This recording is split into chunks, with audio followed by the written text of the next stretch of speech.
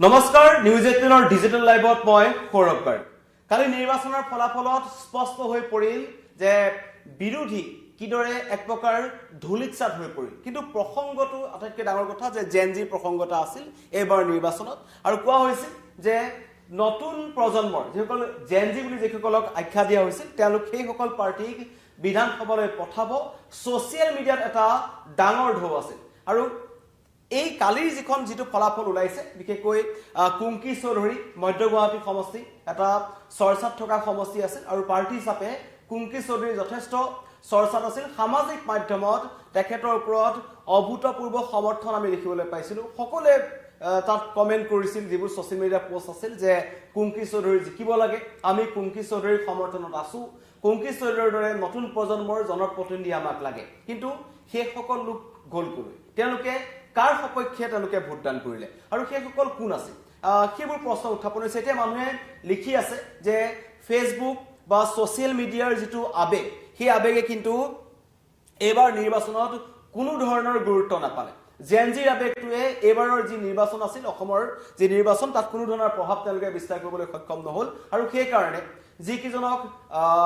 Gen Z party হিচাপে আখ্যা দিয়া হৈছিল বা তেওঁলোকৰ ওপৰত ৰাইজৰ আশা দেখা পোৱা গৈছিল ছ'চিয়েল মিডিয়াত আটাইকেইজন কিন্তু পৰাস্ত হৈছে জ্ঞানশ্ৰী বৰা পৰাস্ত হ'ল মৰিয়নিত ৰূপজ্যোতি কৰ্মী যিজন ৰূপজ্যোতি কৰ্মী দীৰ্ঘদিন ধৰি মৰিয়নি সমষ্টিটোৰ তেওঁৰ দখলত আছে আৰু এইবাৰ কোৱা হৈছিল যে নহয় জ্ঞানশ্ৰী বৰা গৈ এগৰাকী শিক্ষিতা যুৱতী যথেষ্ট ছ'চিয়েল মিডিয়াত তেখেতৰ চৰ্চা আছিল সকলোৱে তেওঁক সমৰ্থন কৰিছিল মৰিয়নি সমষ্টিৰ বেয়া বাট পথসমূহত তেওঁ গৈ তেওঁ মৰিয়নি সমষ্টিটোৰ দুৰ্দশা দেখুৱাবলৈ চেষ্টা কৰিছিল কিন্তু তথাপিও মৰিয়নি সমষ্টিত ডক্টৰ জ্ঞানেশ্বৰ বৰাই জয়লাভ কৰিব নোৱাৰিলে মধ্য গুৱাহাটী সমষ্টিটোত বিজয় গুপ্তাৰ বিৰুদ্ধে যেতিয়া কুংকি চৌধুৰী অৱতীৰ্ণ হৈছিল তেতিয়া কিন্তু সকলোৱে কৈছিল যে নহয় মধ্য গুৱাহাটীৰ পৰা কুংকি চৌধুৰীয়ে জয়ী হ'ব কাৰণ ছ'চিয়েল মিডিয়াত তেখেতৰ এটা যথেষ্ট এটা আবেগ দেখিবলৈ পোৱা গৈছিল আৰু তেওঁ আত্মবিশ্বাসীও আছিল কিন্তু কালি ফলাফল ঘোষণাৰ পাছতে সকলো স্পষ্ট হৈ পৰিল আৰু লগতে লুৰিণজ্যোতি গগৈ যিজনৰ ওপৰত বহুখিনি আশা কৰা হৈছিল বিশেষকৈ খুৱাং সমষ্টিটোত তেওঁ যি খুৱাং সমষ্টিটোৰ নিৰ্বাচন কৰিছিল তাক লৈ এতিয়া একাংশই ক'ব বিচাৰিছে যে লুৰিণজ্যোতি গগৈয়ে খুৱাং সমষ্টিৰ যিটো সমষ্টিপাতৰ নিৰ্বাচন খেলিলে সেই সমষ্টিটো তেওঁৰ কাৰণে এটা সঠিক সমষ্টি নাছিল তাত জাতীয়তাবাদী যিটো ঢৌ আছে সেই সমষ্টিটোত সেই ঢৌ আছিল বুলি কোৱা হৈছে কিন্তু মুখ্যমন্ত্ৰীয়ে কালি ওলোটাই প্ৰশ্ন কৰিছে যে একাংশ সংবাদ মাধ্যম তথা একাংশ ছ'চিয়েল মিডিয়া যিসকলে চলাই আছে হেণ্ডলাৰ আছে তেওঁলোকে কেৱল বিৰোধীৰ জেনজি কেইজনকহে দেখিছিল নেকি মুখ্যমন্ত্ৰীৰ প্ৰশ্ন এইটো যে বিজেপিটো জেনজি আছে সেইকাৰণে মই কৈছো যে নিৰ্বাচনত কোন জেনজিয়ে মাৰিলে বাজি আচলতে বিজেপিৰ দলত যিসকল কম বয়সীয়া যিসকল প্ৰতিনিধি আছিল তেওঁলোকে কিন্তু বাজি মাৰিবলৈ সক্ষম হৈছে যদি মই নাম কম ডক্টৰ মিলন দাস হাইলাকান্দিৰ পৰা জিকিছে এজন নতুন প্ৰজন্মৰ এজন জনপ্ৰতিনিধি পবিত্ৰ কুমাৰ ৰাভা গোৱালপাৰা ৱেষ্টৰ পৰা তেওঁ খেলিছে ডুমডুমাৰ পৰা ৰূপেশ গোৱালা হাফলঙৰ জেনজি প্ৰাৰ্থী ৰূপালী লাংথাচা তেখেতে নন্দিতা গাৰুচাক পৰাস্ত কৰি পেলাই এই যিটো নেৰেটিভ আছিল এইটো প্ৰমাণ কৰিছে কিন্তু যে কেৱল একাংশ সংবাদ মাধ্যম তথা ছ'চিয়েল মিডিয়া ব্যৱহাৰকাৰীয়ে কেৱল বিৰোধী কেইজনমান প্ৰাৰ্থীকে তেওঁলোকে জেনজি সজাইছিল আৰু এটা মিছা ঢৌ নিৰ্বাচনৰ আগে আগে আচলতে বিয়পাই দিছিল আৰু সেই ঢৌৰ মতে একাংশ নতুন প্ৰজন্মৰ বিৰোধী যিসকল প্ৰাৰ্থী আছিল তেওঁলোক উঠিবাঢ়ি গৈছিল আৰু যিটো কথা এনেকুৱা হয় কথাটো যে জেনজিৰ যিটো ভাষণ বা যিবোৰ বক্তব্য সেইবোৰ কেৱল ছ'চিয়েল মিডিয়াত শুনিবলৈ ভাল যিটো সঁচাকৈয়ে কিন্তু যেতিয়া ইভিএমৰ খেলা আহে বা নিৰ্বাচনৰ কথা আহে তাত কিন্তু তাৰ কোনো ধৰণৰ প্ৰভাৱ নপৰে আৰু মুখ্যমন্ত্ৰীয়ে এই কথাটো কৈছে যে উজনি অসমত যি বিৰোধীৰ যি দুৰৱস্থা বুলি ক'ব লাগিব একেবাৰে বিধ্বস্ত হৈ পৰিছে কাৰণ উজনি অসমৰ গোটেই সমষ্টিসমূহ তেওঁলোকে হেৰুৱালে কেৱল যি 19টা সিট যি কংগ্ৰেছে যি দখল কৰিলে সেই তাৰ অধিক সংখ্যকেই কিন্তু কোনো হিন্দু তেওঁলোকৰ জনপ্ৰতিনিধি নাই কেৱল নাওবৈচাৰ পৰা জয়প্ৰকাশ দাস আছে যাক লৈ এটা চৰ্চা হৈছে আৰু নামনি অসমৰ যি সংখ্যালঘু প্ৰধান যিকেইটা সমষ্টি আছে তাতে কিন্তু কংগ্ৰেছে জয়লাভ কৰিবলৈ সক্ষম হৈছে আৰু কেৱল যদি ক'বলৈ যাম যে সেই সমষ্টিসমূহতো কেৱল মিয়া ভোটাৰসকলৰ ওপৰত নিৰ্ভৰ কৰিয়ে কংগ্ৰেছে আচলতে নিৰ্বাচন খেলিছিল আৰু মুখ্যমন্ত্ৰীয়ে যি ফলাফল ভৱিষ্যতবাণী কৰিছিল যে কংগ্ৰেছে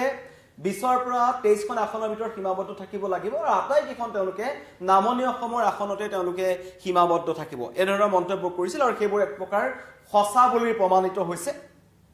আৰু এতিয়া AIDFৰ যিটো আগৰ যিটো ভূমিকা আছিল এতিয়া কংগ্ৰেছে পালন কৰিব লগা হৈছে আৰু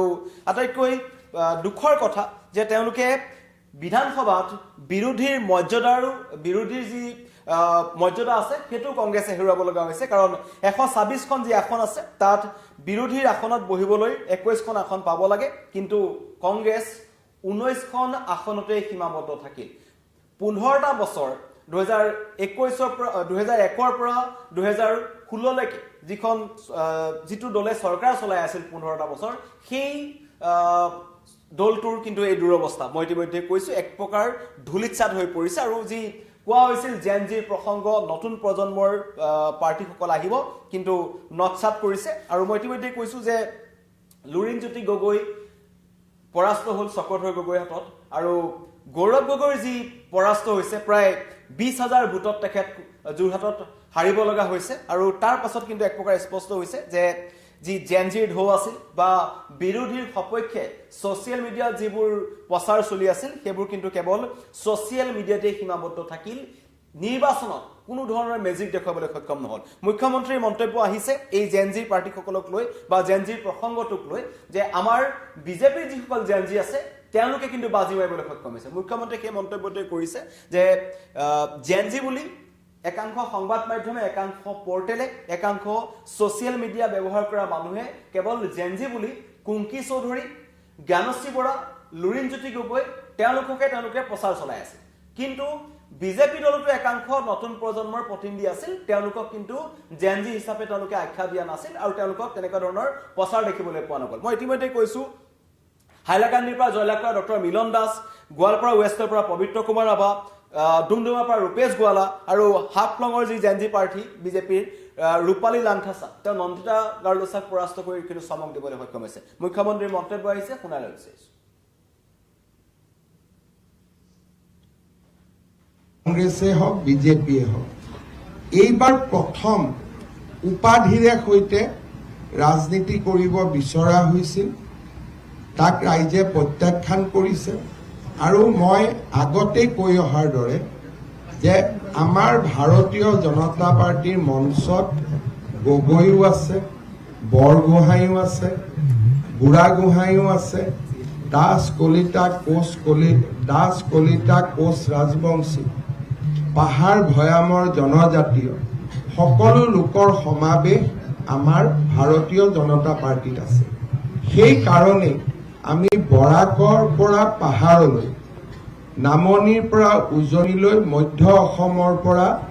আমি সমগ্ৰ ভূখণ্ডত আমি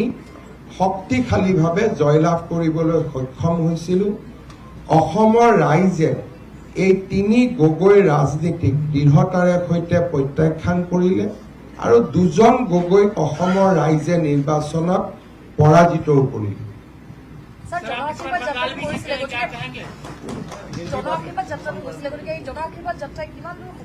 মই এটাই কথা ক'ব খোজো যে প্ৰধানমন্ত্ৰী নৰেন্দ্ৰ মোদী ডাঙৰীয়াৰ নেতৃত্বত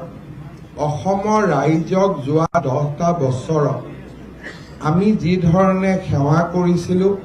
ৰাজ্যখনক বিকাশৰ পথলৈ আগুৱাই লৈ গৈছিলোঁ অসমক এক অনন্য পৰিচয় দিবলৈ সক্ষম হৈছিলোঁ অসমৰ ৰাইজে তাৰ বাবে আজি ভাৰতীয় জনতা পাৰ্টি আৰু ইয়াৰ মিত্ৰ দলক হিয়া উজাৰি আশীৰ্বাদ দিছে আৰু মই নিশ্চিতভাৱে কথা দিম যে অনাগত দিনবিলাকতো প্ৰধানমন্ত্ৰী ডাঙৰীয়াৰ নেতৃত্বত আমি এনেধৰণে অসমৰ ৰাইজক সেৱা আগবঢ়াই গৈ থাকিম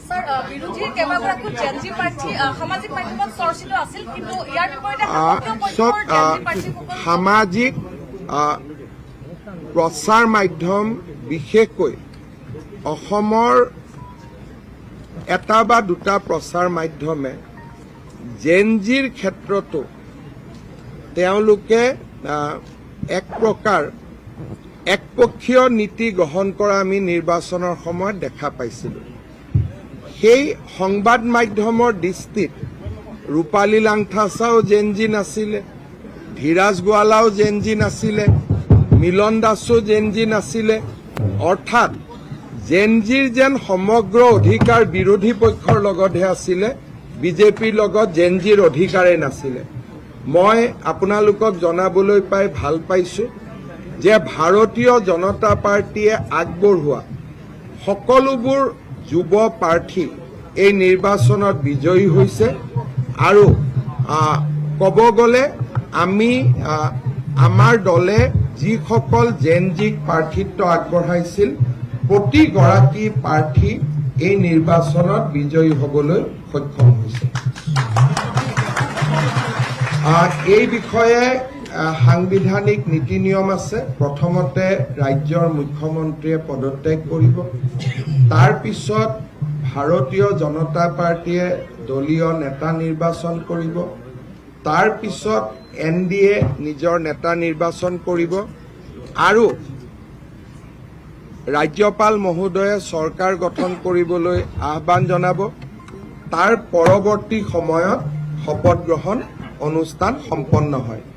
এই ক্ষেত্ৰত আমাৰ ৰাজ্যিক সভাপতিয়ে ৰাষ্ট্ৰীয় নেতৃত্বৰ সৈতে যোগাযোগ কৰি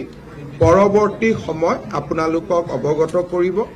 আজিৰ দিনটোতে সেই ধৰণৰ শপত গ্ৰহণৰ দিন বা তাৰিখ আমি আলোচনা কৰা নাই। ইয়াৰ পৰৱৰ্তী সময়ত এই বিষয়ে নিশ্চিতভাৱে চৰ্চা হ'ব। মুখ্যমন্ত্ৰীৰ মন্তব্য শুনিলে তেওঁ কৈছে যে বিজেপিয়ে যিকেইজন জেনজি প্ৰাৰ্থীক তেওঁলোকে প্ৰাৰ্থিত্ব দিছিল, বিজেপিৰ ফালৰ পৰা কিন্তু আটাইকেইজন নতুন প্ৰজন্মৰ প্ৰাৰ্থীয়ে জয়ী হৈছে। কিন্তু তেওঁলোকৰ চৰ্চা ছ'চিয়েল মিডিয়াত হোৱা নাছিল। ছ'চিয়েল মিডিয়াত চৰ্চা হৈছিল কেৱল বিৰোধীৰ জেনজি প্ৰাৰ্থীসকলৰ। এনেকুৱা নহয় যে বিজেপিয়ে জেনজি প্ৰাৰ্থী দিয়া নাছিল, বিজেপিয়েও নতুন প্ৰজন্মৰ প্ৰাৰ্থী দিছে। কিন্তু মুখ্যমন্ত্ৰীয়ে আক্ষেপ প্ৰকাশ কৰিলে যে অসমৰ কিছুমান সংবাদ মাধ্যমে, কিছুমান পৰ্টেলে, কিছুমান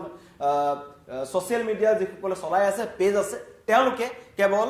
বিৰোধীৰ জেনজি প্ৰাৰ্থীসকলক দেখিলে আৰু বিজেপিৰ যিসকল জেনজি প্ৰাৰ্থী ওলাই আহিলে তেওঁলোকৰ কথা কিন্তু চৰ্চা নকৰিলে। মুখ্যমন্ত্ৰীয়ে আক্ষেপ কৰিলে আৰু লগতে কৈছে যে যি উপাধিক লৈ যি বিশেষকৈ উজনি অসমত আচলতে যি উপাধিক লৈ বিৰোধীয়ে যি ৩ গগৈ ফৰ্মুলা তেওঁলোকে দেখুৱাইছিল বা সেই ফৰ্মুলা লৈ আগবাঢ়িছিল আৰু সকলোৱে ভাবিছিল যে এটলিষ্ট উজনি অসমত ৩জন গগৈ জয়ী হৈ আহিব। তাৰে কেৱল অখিল গগৈ সেই মান ৰাখিবলৈ সক্ষম হ'ল শিৱসাগৰ সমষ্টিত। আৰু শিৱসাগৰবাসী ৰাইজে এইবাৰো কিন্তু পৰিৱৰ্তন নিবিচাৰিলে। শিৱসাগৰবাসী ৰাইজে কালি আমাৰ লাইভতো তেওঁলোকে আক্ষেপ কৰি আছিল যে শিৱসাগৰত উন্নয়ন হোৱা নাই। উন্নয়নৰ বাবে বা উন্নয়নৰ সমৰ্থনত আচলতে শিৱসাগৰবাসী ৰাইজে এবাৰ ভোটদান কৰিছে বুলি আশা কৰা হৈছিল। কিন্তু আমি দেখিলোঁ যে তাত পৰিৱৰ্তন নহ'ল। তাত পুনৰ অখিল গগৈকে শিৱসাগৰবাসী ৰাইজে বিধানসভালৈ পঠাইছে বা তেওঁ থাকিব আৰু শিৱসাগৰক প্ৰতিনিধিত্ব কৰিব। আৰু আশা কৰিম যে শিৱসাগৰবাসীৰ যি উন্নয়নৰ কথাটো আছে এইবাৰ হয়তো অখিল গগৈ কৰিব। কিন্তু জেনজিৰ যি